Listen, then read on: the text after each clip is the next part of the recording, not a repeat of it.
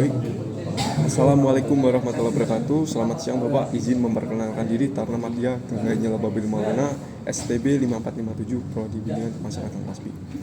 Izin Bapak, izin di sini saya ingin membahas tentang unit pelaksana teknis di pemasyarakatan, khususnya lembaga masyarakatan, rumah tahanan negara, dan juga balai masyarakatan.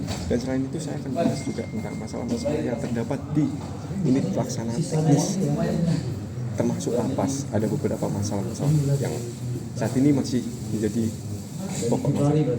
Berikut perbedaan kelas lapas didasarkan pada daya tampung dan standar pelayanan yang diberikan pada warga binaan. Klasifikasi lapas di Indonesia adalah lapas kelas 1, lapas kelas 2A, lapas kelas 2B, dan lapas kelas 3. Lapas kelas 2A memiliki daya tampung 500 sampai 1.500 warga binaan. Penggolongan lapas kelas 2A bertujuan untuk memberikan standar pelayanan kepada warga binaan. Lapas adalah tempat untuk melaksanakan pembinaan narapidana dan anak didik masyarakatan. Penempatan penghuni lapas didasarkan pada penggolongan umur, jenis kelamin, dan juga jenis tindak pidana yang dilakukan narapidana tersebut. Dan di sini lapas berada di bawah Direktorat Jenderal Pemasyarakatan yang sekarang di bawah Kementerian Imigrasi dan Pemasyarakatan. Jenis lembaga pemasyarakatan terbagi menjadi lapas umum dan lapas khusus.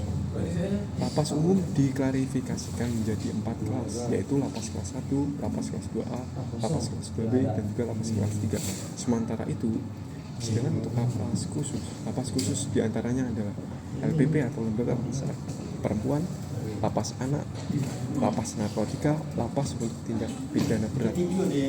Penggolongan lapas ini bertujuan untuk memberikan standar pelayanan pada warga binaan supaya terbagi rata dan proses pembinaan berjalan dengan lancar dan merata.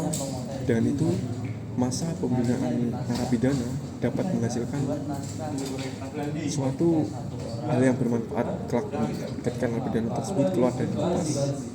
Oke, sekarang saya akan bahas tentang beberapa masalah yang sering terjadi di lapas. Contohnya overcrowding. Overcrowding ini mungkin sangat sulit diatasi, khususnya bagi di lembaga masyarakatan. Kenapa sulit? Karena semakin banyaknya narapidana yang masuk dan semakin banyak tingkat kejahatan yang masuk, itu akan menambah overcrowded di lembaga masyarakatan. Dan dari hasil tersebut, maka itu akan seperti memberikan dampak yang kurang baik untuk pembinaan narapidana. Jadi dari hal tersebut, narapidana yang awalnya dibina dengan serius, maka akan mendapatkan hal yang kurang baik atau kurang mendasar. Jadi itu semua bisa disebutkan bahwa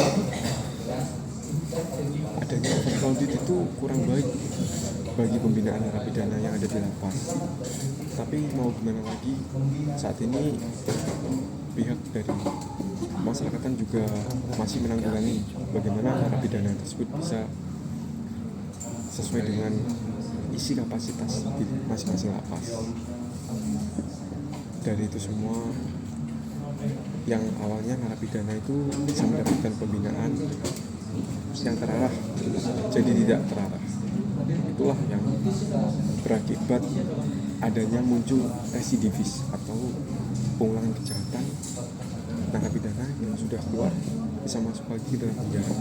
Dan selain itu, narapidana lapas itu dijadikan nama kata lainnya itu sekolah atau pembelajaran buat kejahatan. Karena contoh seperti narapidana atau tindak kejahatan yang membuat suatu pelanggaran tindak pidana dari mencuri, setelah masuk lapas itu bisa jadi pembunuh ataupun melakukan tindak pidana yang lebih dari itu semua.